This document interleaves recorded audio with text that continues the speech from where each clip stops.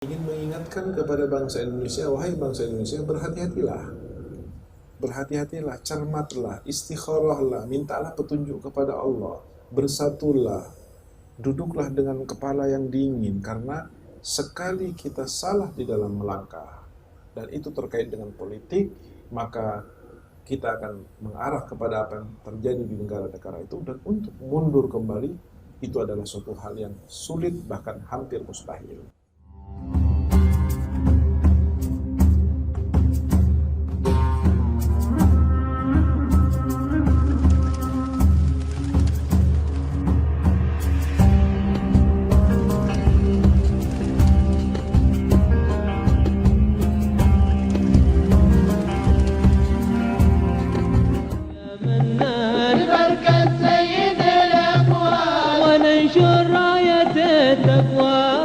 في الأسرار والنجوى تعنقص الورى والدار سيد الأكوان ببركة سيد الأكوان نجمع في رحاب الخير ونسلك معالي السير رجال الصدق والعرفان ببركة سيد الأكوان ندخل في دوائرهم ونحضر في محاضرهم ونسمر على الهنا والدار.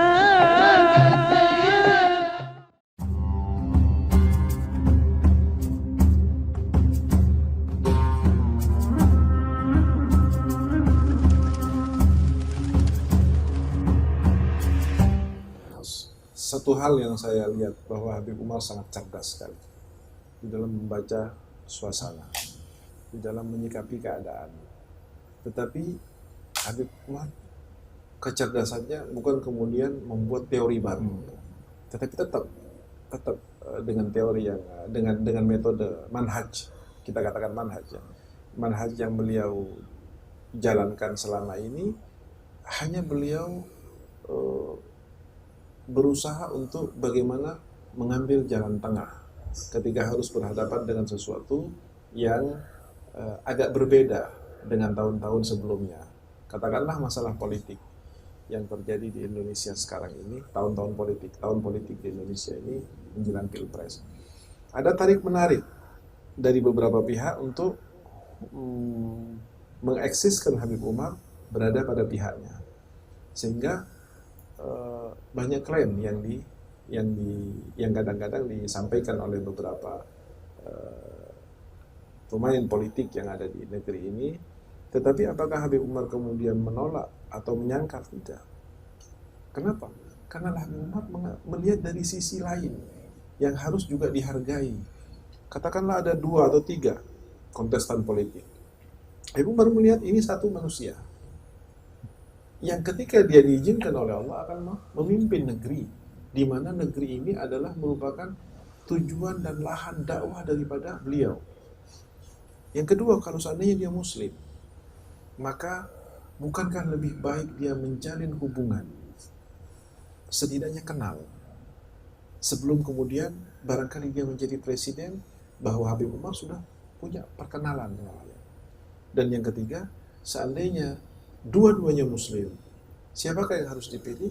Maka Habib Umar, siapa sih yang harus dipilih bagi kaum muslimin, tanpa harus Habib Umar masuk ke dalam salah satu dari dua kubu, katakanlah.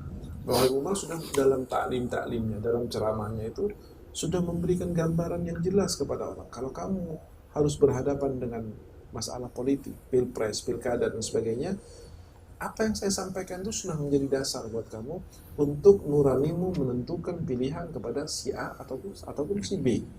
Terkecuali orang itu punya pendapat lain terhadap apa yang disampaikan oleh Habib Umar, maka hak dia. Tetapi kalau dia masih ingin menjadikan Habib Umar sebagai salah satu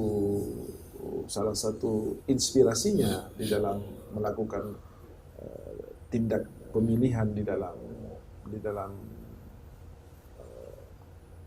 pada kontestasi politik yang terjadi sekarang ini, maka tidak akan ada kejelekan yang menjadi sebuah kendaraan menuju kepada kebaikan yang ingin dia kerjakan.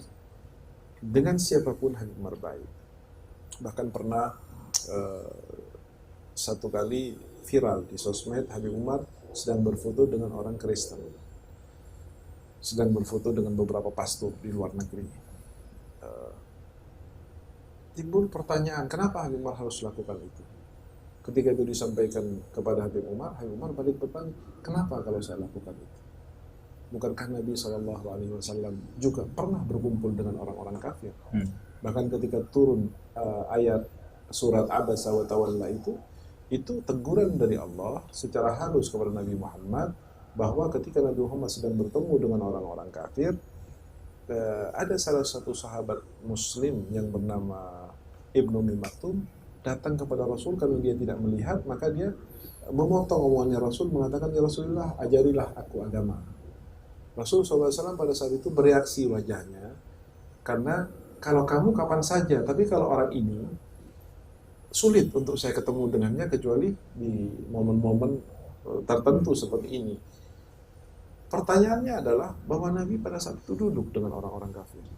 Mungkin kalau zaman itu zaman sekarang akan ada fotonya, karena di mana-mana sudah setiap ada momen orang memoto gitu. Tapi yang menjadi pertanyaan dan substansi sebetulnya adalah bertemunya beliau dengan orang non-muslim misalnya. Bertemunya beliau dengan orang non-muslim, tujuannya apa?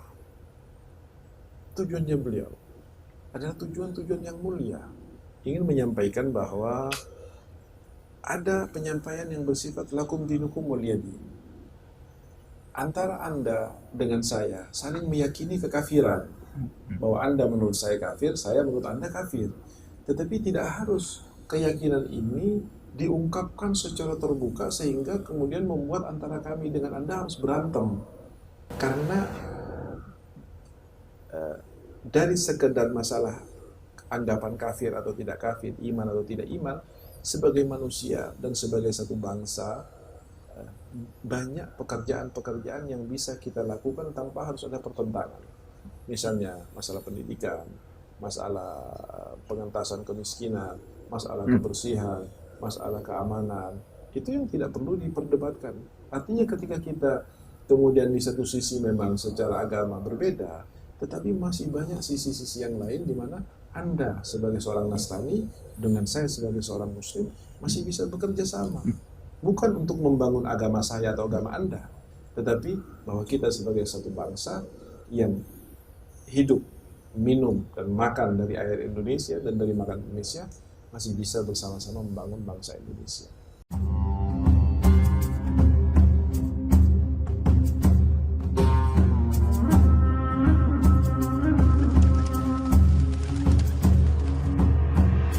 Al-Habib Umar dalam beberapa kunjungannya di Indonesia maupun di negara-negara Asia Tenggara ditanya juga oleh beberapa